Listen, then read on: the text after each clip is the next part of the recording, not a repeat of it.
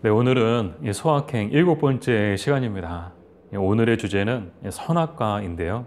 선악과는 선과 악을 알게 하는 나무의 열과를 줄여서 선악과라고 이제 말을 합니다. 근데 이 선악과가 어떤 열매를 뜻하는지 간혹 뭐 사과를 뜻한다. 그래서 저도 어렸을 때 선악과 하면 사과 그림을 많이 봤던 것 같아요.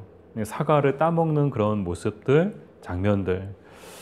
정확하게 이 선악과가 이 사과 열매를 뜻하지는 않지만 적어도 분명히 우리가 알 수 있는 것은 이 선악과는 정말 봤을 때 그 어떠한 열매보다도 참 먹음직스럽고 탐스러운 그런 열매였음을 우리는 알 수 있습니다.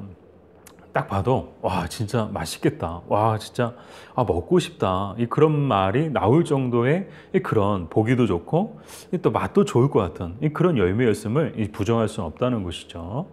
근데 이 선악과가 어떻게 등장하게 되었는가? 이 시간을 거슬러 올라가면 이 하나님께서 아담과 이 언약을 맺으시는 장면을 우리가 보게 되는데요. 이 언약은 영어로 커버넌트라고 하는데 이 언약이란 뭔가? 이 두 사람이 이 상대방이 서로를 위하여 합의하에 협약을 맺는 것을 언약이라고 이제 뜻하더라고요. 근데 이 언약, 구약 성경에서 등장하는 언약과 또 신약에서 등장하는 언약, 중요한 것은 구약에서 등장하는 언약이죠. 하나님께서 아담과 최초의 언약을 맺어 주셨어요. 그 언약의 내용은 어떤 것이었는가? 우선 그 성격을 보면 이것은 아담이 이 하나님께 우리 언약을 맺읍시다. 우리 협약을 맺읍시다 하고 이 협약서를 들고 하나님께 찾아가서 여기에 사인해 주시고 저도 사인하면 계약이 성사되는 것이고 이 협약이 맞춰지는 것입니다. 그렇게 아담이 하나님께 찾아간 것이 아니고요. 하나님께서 먼저 아담에게 이 약속, 이 언약을 맺어 주시는 그런 내용이었습니다. 근데 어떤 내용이었는가? 도대체 하나님은 아담과 어떤 언약을 맺으셨는가? 여러분 궁금하시죠? 그죠? 중요한 힌트는 선악과예요. 이 선악과를 통해서 이 선악과와 관련된 언약을 맺으시는데 이 하나님께서 이 아담에게 에덴 동산에 있는 모든 나무의 열매는 다 먹어도 좋다. 뭐 사과나무든 바나나든 파인애플이든 먹을 거 얘기하니까 갑자기 여러분 과일 싫어하시는 분은 거의 본 적이 없어요. 그래서 과일 얘기하면 정말 먹고 싶다. 요즘 추운 겨울에는 딸기나 또 파인애플이나 정말 이제 생각나는 그런 과일들이 있죠. 여러분 상상 속에 막 떠오르는 과일들이 있는데 에덴 동산에는 정말 진기할 정도로 신기할 정도로 정말 우리가 상상할 수 없는 많은 아름다운 열매들이 가득했을 거예요. 하나님께서 그 모든 것들은 다 먹어도 된다. 다 먹어도 좋다. 먹고 싶은 만큼 먹어라. 정말 이제 둘이 먹다가 하나가 죽어도 모를 정도로 맛있는 과일들이 얼마나 많이 있었겠습니까? 그러나 하나님께서 단 한 가지 금하신 것이 있었어요. 그것은 뭔가 하면 바로 선악과, 선과 악을 알게 하는 나무의 열매는 먹지 마라. 먹으면 반드시 죽으리라. 열매 중에 먹으면 죽는 열매가 있었는데 그 열매는 유일한 열매였는데 그 열매는 바로 선악과였다는 거예요. 아니 하나님께서 그럼 왜 선악과를 만들어 놓으셨을까? 왜 선악과를 만들어서 먹지 말라고 먹으면 죽는다고 아예 처음부터 만들지 않으셨으면 좋겠지라는 생각을 우리는 하게 되죠. 우리는 얼마든지 그런 생각을 할 수 있어요. 그럼 만들지 마셔서 아예 그런 위험의 요소들을 다 제거해 주시면 얼마나 좋았을까. 근데 왜 하나님은 굳이 선악과를 만들어서 왜 이거는 먹지 말라고 하셨을까? 더 나아가서 하나님께서 다 먹으라고 하시면서 왜 이 선악과는 먹지 말라고 하셨을까? 인간을 시험하시는 것일까? 결코 그렇지 않습니다. 하나님이 인간을 시험하기 위해서 이 선악과를 만드신 게 아니에요. 하나님이 이 선악과를 만드신 이유, 그래서 이 선악과를 금하신 이유, 다 먹어도 좋다. 그러나 선과 악을 알게 하는 이 나무의 열매는 먹지 마라. 라고 이 금하셨던 가장 큰 이유는 바로 완전한 순종을 통해서 인간들에게 영생을 주시기 위한 하나님의 뜻이 담겨져 있었던 거예요. 즉, 하나님의 마음은 이 인간들을 향한 하나님의 마음은 이 선악과를 만들어서 이 시험에서 이 시험에 합격하는 자들은 살려주고 이 시험에 불합격하는 사람들은 다 죽여버리고 이렇게 무자비하고 잔인하신 하나님이신가? 아니에요. 하나님은 그런 하나님이 아니세요. 하나님은 사랑이 많으신 하나님이세요. 물론 이 공의의 하나님이시죠. 불의한 이들을 보시고 그것을 참지 못하시고 그것을 용서하지 않으시는 하나님이신 것은 맞아요. 그러나 태초부터 하나님이 에덴 동산이라는 그 아름다운 동산을 만들어 놓으시고 인간들을 시험해서 그 시험에서 불합격하는 것을 기대하고 그것을 통해서 인간들을 다 죽여버리려고 하는 정말 이 막장 드라마에서나 볼 수 있는 그런 시나리오의 그 시나리오를 하나님은 결코 기획하지 않으셨습니다.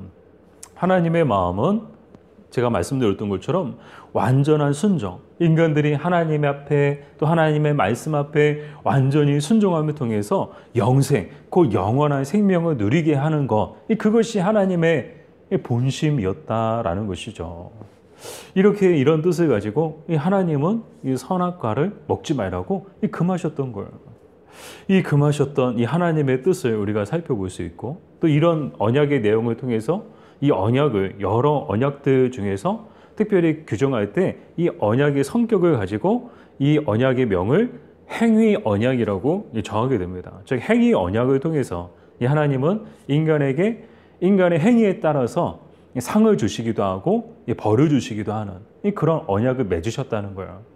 자, 이제는 과제는 순종하기만 하면 이 하나님의 말씀에 순종하면 되는 거예요. 이 에덴 동산에 얼마나 많은 열매들이 있었겠어요. 다 먹어도 돼요. 그러나 하나님이 먹지 말라고 한 것만 먹지 않으면 하나님이 약속하신 영원한 생명, 영생을 누리게 되는 거예요. 영원토록 영생을 누리게 되는 것이죠.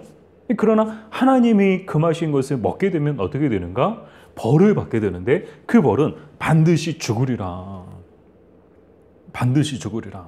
자, 성경을 조금 아시는 분들은 여기서 의문을 제기하실 거예요. 아니, 아담과 하와가 먹었어요. 근데 먹자마자 한 입 깨물자마자 맛있네 하고는 몇 초 안 되어서 하고 이제 죽는 것이 우리가 일반적으로 생각하는 먹으면 반드시 죽으리라 라는 그런 뜻이지 않았을까?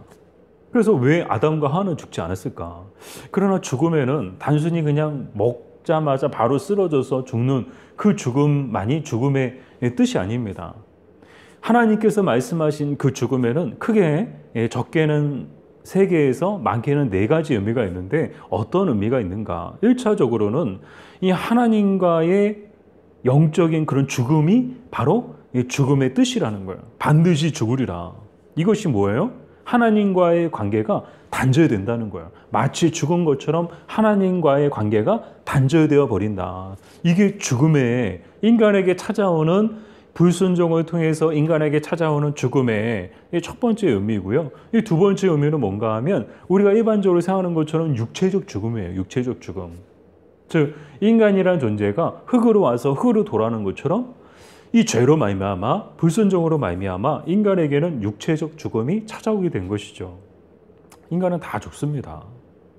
이 자연은 늘 그대로인데 막 500년, 어떤 나무는 500년, 600년, 700년도 산다는데 인간은 100년도 채 살지 못하는 게 저와 여러분의 인생이죠.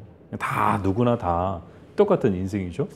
자, 이런 죽음이 있고 또 한 가지 죽음은 사회적 죽음이 있어요. 이 사회적 죽음이란 사람과 사람의 관계도 단절됐다는 거예요. 즉 인간의 불순종으로 인한 죄로 인한 하나님의 벌로서 사람과 사람과의 관계가 단절되어져 버린 거예요. 얼마나 이 사람과 사람과의 관계가 때로는 행복할 때도 있지만 때로는 참 힘들 때도 있어요. 이 관계가 힘들죠. 아무리 먹을 것이 풍성하고 또 아무리 돈이 많아도요, 사람과 사람의 관계가 깨어져 버리고 죽은 것 같은 그런 관계가 되어져 버리면요, 살고 싶은 맛이 안 나더라고요. 재미가 없어요. 행복할까요? 행복하지 않아요. 여러분들도 아시잖아요. 사람과 사람의 관계가 얼마나 힘든지.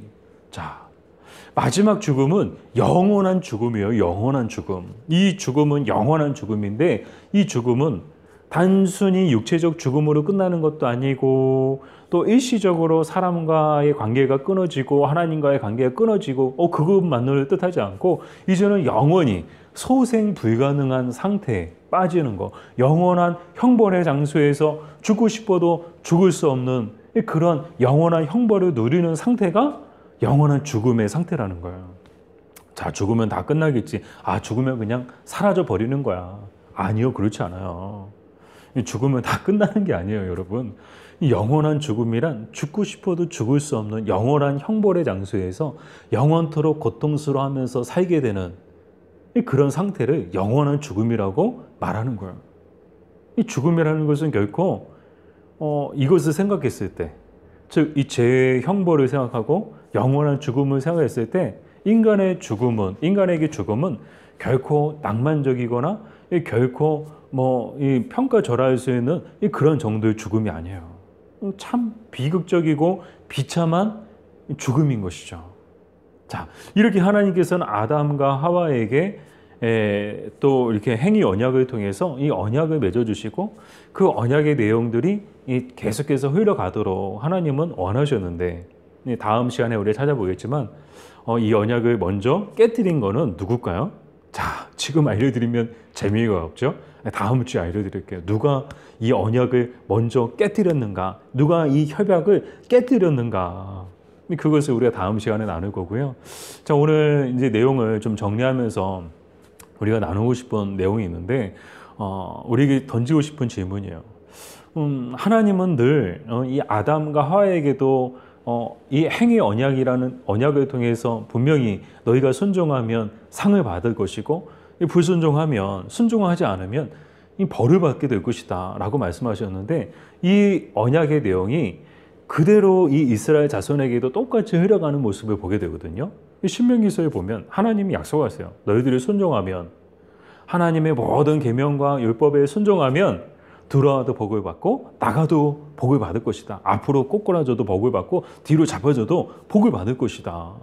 너만 복 받는 것이 아니고 너와 함께 있는 가정들, 식구들, 또 형제들, 또 이웃들, 심지어 가축들까지 다 복을 받을 것이다. 너가 하는 모든 일이 다 복을 받을 것이다. 아멘이시죠? 그러나 불순종하면 너가 들어와도 저주를 받고 나가도 저주를 받을 것이다.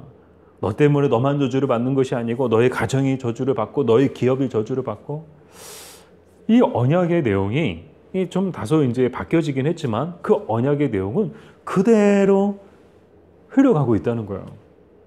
이 언약이 이스라엘 자손들에게 약속하셨던 이 언약의 내용이 오늘 언약의 백성된, 또 언약의 자녀된 이 저와 여러분들에게도 동일하게 적용되는 줄 믿습니다. 오늘 이 시대에도 우리가 하나님 말씀 앞에 순종하면 하나님은 반드시 하나님께서 약속하신 그 복을 저와 여러분에게 주실 줄 믿습니다. 정말 얼마나 복된 삶을 살게 될까. 그러나 가장 큰 복은 하나님이시고, 또 그 다음의 복은 하나님으로부터 구원받아서 하나님의 자녀가 된 것. 그래서 우리가 죄의 자녀가 아니라 하나님의 자녀가 된 것이 우리에게 임한 가장 큰, 또 우리가 받은 가장 큰 복인 줄 믿습니다. 이 복으로 끝나는 것이 아니라 이 땅에서도 하나님께서 복을 주시고 또 죽어서도 우리는 복받을 하나님의 사람들인 줄 믿습니다. 자, 그렇다면 오늘 우리가 어떤 삶을 살아야 되는가?